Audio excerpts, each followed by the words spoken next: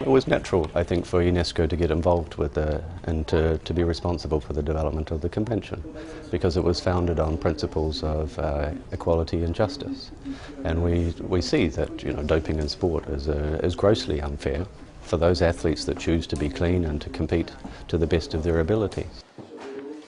Another aspect of why UNESCO is involved is because of our mandate within education.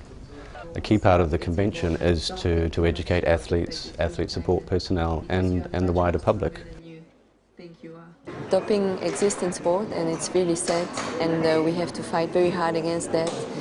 Just try to remind a little bit the values of the sport to the kids, especially at that age, at 14, 15 years old.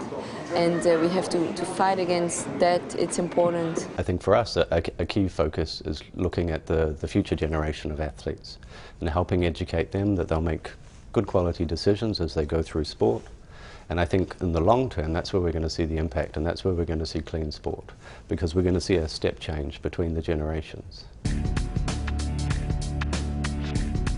Well, first and foremost, the convention really ties governments to what's happening within the sporting movement. So you have an absolute harmony between what governments are doing in terms of implementing their anti-doping programs and what you see the World Anti-Doping Agency doing in terms of implementing the World Anti-Doping Code.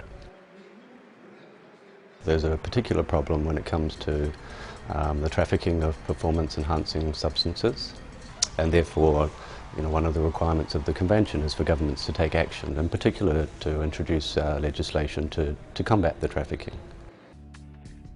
Another part of the convention deals with the establishment of testing programs, making sure that athletes can be tested all around the world, and making sure that there's harmony between what the individual national anti-doping organisations are doing as well.